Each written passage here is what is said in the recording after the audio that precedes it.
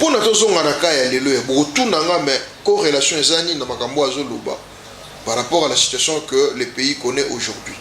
Oui, la corrélation, laissez-moi vous dire, chers amis, ezani sika oyo que ba misusu ba yo kota na scène politique congolaise lelo, ba yebi histoire mingi ya makambo Congo ndenge lekagite.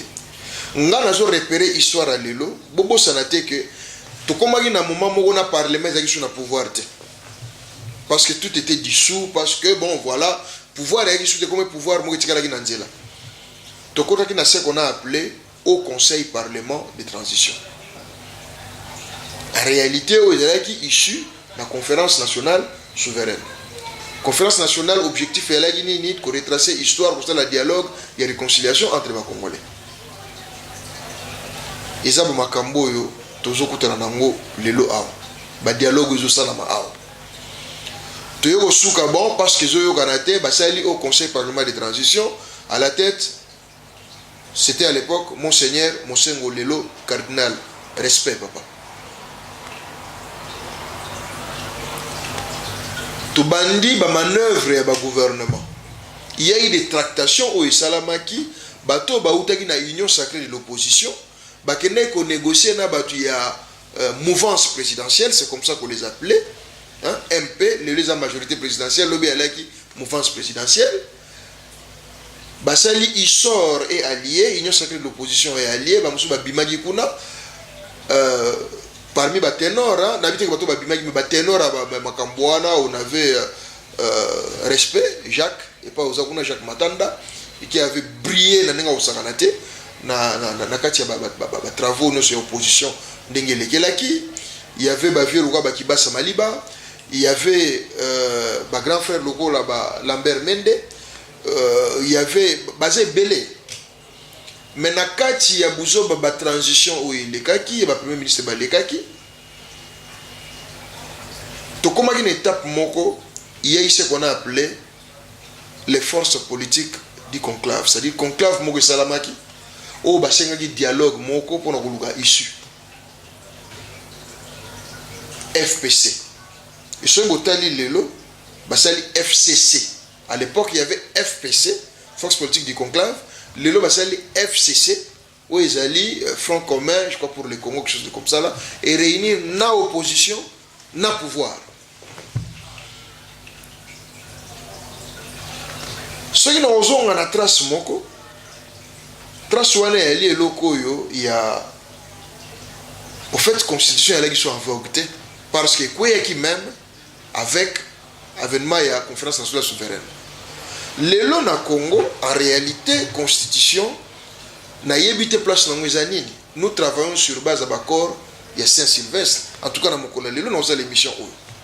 Pour ceux qui ont la constitution, bata okangama basé belé. Bata okangama basé belé. Ceux qui ont dans la constitution, ba okangama batu. Le président de la République serait arrêté pour trahison à la Constitution, alors qu'il avait prêté serment, pour Nanini, parce qu'il n'a pas été interprété, vigilant, dans l'application, il y a une instruction constitutionnelle, notamment organisation ou tenue, il y a une élection, sans compter, il fait Moussou Bagouza à reprocher. Et pour y arriver, token elo moko isimbi biso epesi moke légitimité na bao bazana pouvoir ba continuer s'appelle les accords de Saint-Sylvestre. Il y a un monde de régime en réalité. Tokindagi na FPC na passer les forces politiques du conclave ba misi gouvernement, ils sont allés même à un niveau à créer un nouveau million. C'était avec le premier ministre Faustin Birindwa. N'a pas conséquence dans mon boyebi. C'était aussi un technocrate.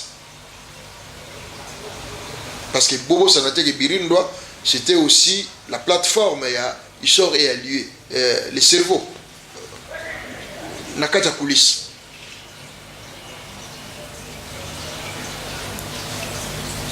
Les lois basales FPC, tractation soi-disant élection, et vous allez volonté, zalité, difficile.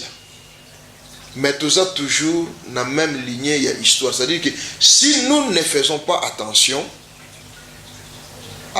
aux zonga, na même les solo nenge lekaki et ekosuka ndengo esukelaki. Ça, il faut interpeller les acteurs politiques au bazar lelo aux affaires, qui croient à l'éternité, qui croient à toutes les chances, qui croient na longévité, na pérennisation, tout ça là. Faites attention. Et en même temps, les désespérés, vous ne pas désespérer parce que l'histoire se répète. Tout ça dans un processus. Aujourd'hui, on veut nous parler de la tenue des élections. Oui, nous voulons bien des élections parce qu'à un moment donné, il faut avoir un pouvoir propre, un pouvoir civilisé, un pouvoir respecté. Mais ce n'est pas de n'importe quelle manière. On veut faire une élection avec ma machine à voter. Et curieusement, ces machines n'aspirent confiance à personne. Je dis bien à personne, ni dans le pouvoir, ni dans l'opposition. Parce que tout ça, dans la scène politique où on ne se fait pas confiance, on a confiance à Moninga, à Zaté. Le pouvoir peut faire appel aux anges. Ange Michel, Gabriel, qui t'a expliqué que voilà, nous avons la bonne foi. Opposition, on dit bangoté. Opposition peut lelo bako benga ba ange ba ye pour ba ke non tala pouvoir ya bato ezabo muto on dit mazate. Maintenant l'issue c'est quoi? Tozo kende wapi? Quelle serait la conclusion? Est-ce qu'il y aura coupe-circuit? Est-ce qu'il y aura continuité? Est-ce qu'il y aura arrêt? Est-ce qu'il y aura alternance? Est-ce que ce sont des bonnes questions que nous devons nous poser. Si jamais les pouvoirs forçaient la mèche en organisant des élections dans le modèle Bomba Lingeli et que ces élections et répondre était na ba norme oyo batu baza kozela, quel serait l'avenir Yamboka? Naza encore sur le plan technique, hein? Na lobby n'a pas conséquences na moté. Na lobby que le pays est régi par les accords de Saint-Sylvestre. Mais ces accords-là donnent bon nombre de recommandations pour que justement ces accords soient respectés d'une manière intégrale. Entre autres, la décrispation de la scène politique qui veut que Batouba voter en toute liberté, qui veut que tous les prisonniers politiques basent à la libre, qui veut que les élections soient inclusives, qui veut que les processus soient crédibles. Moïse Katumbi, personne non ingrata. Franck Diongo, Maroc. Qui c'est? Carbone Kabound, Maroc. Dio Mindongala, Maroc. Edi Kapent, Maroc. Olivier Kamitatu, non ingrata. Tozo kende wapi. Tozo kende wapi. Alors que nous voulons quelque chose d'apaisé. Nous voulons quelque chose. On a expliqué en tant qu'analyste, j'avais dit Makambo, tozo kende on a 4 étages. Il y a l'étage administratif, où ils sont menés par la CENI. Il y aura un étage judiciaire, où il y a ceux qui ont beau aliment ou pas, sans pour autant chercher à influencer ni à trafiquer les droits ou la loi. Il y aura une étape politique où on se rendra compte que ni l'administration ni la justice a fonctionné n'enge aux réalités de Sengela. D'où la politique, il faut bozongela ma responsabilité. Et l'étape finale, ça serait le peuple. Le peuple est aux alanines et aux ala volte-face. Parce que toutes ces manœuvres, finalement, et quoi affaiblir l'économie, par conséquent, et couper sa grange sociale. Tant que social est comme serré, batu bakotomboka bakozala sous la raison te pour travailler sur base de circonstances. Et ça serait la fin. Malheureusement, nous ne souhaitons pas tout comme à niveau. Voilà ce qui doit interpeller la classe politique. Tout revêter les acteurs politiques. Ne nous croyons pas, ne nous prenons pas en Superman. Toute la réalité en face. J'ai vu des gens, Mokolo, que ça n'est fini avec Mobutu. Est-ce que peut bouger? Non, na mona bat babeta ma fimbu na buzoba. Parce qu'Azalaki a défendu Mobutu, parce qu'elle est collaborateur à Mobutu. Et tant Mobutu a qui a quitté un Robimate, na mona batata mikolo ba obeta carte pour les humilier. Na mona bat besoin fimbu yo tenga ite mais pourtant bon mona qui est na Mobutu, dans système. Est-ce qu'il faut toujours na niveau là? Chers amis, moi j'en ai vécu. J'en ai vécu. Dans mon acquis. Dans un exemple, quand on parle de manifs, les lots, ceux qui sont tombés, dans un témoin, il y a marche, il y a des chrétiens, ou il y a avril, il y a février plutôt. Moto, il s'appelle Modeste Mutishai Mutinga.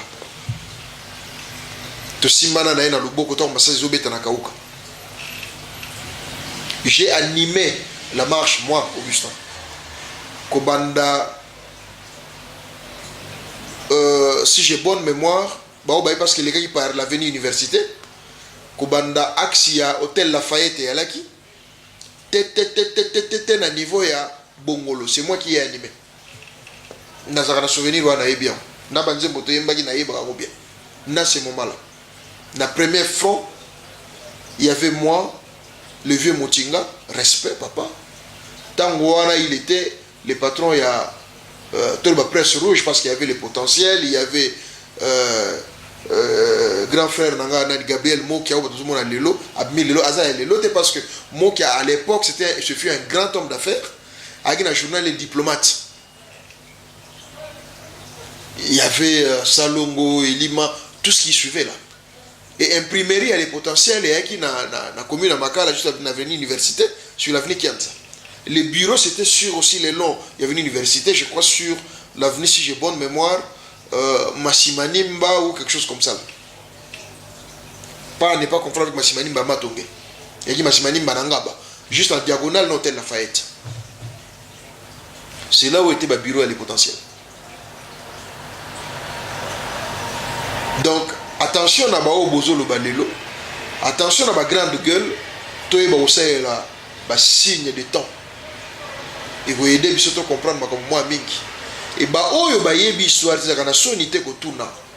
Nga Augustin on a évité na tunaka. On a évité na lobakate. Là je vous parle de choses que j'ai vues dans mon lit. Quand je vous ai parlé des forces politiques du conclave, le président c'était le vieux Carbure. Biso bengé Carbure parce que toi qui ba petit na bon.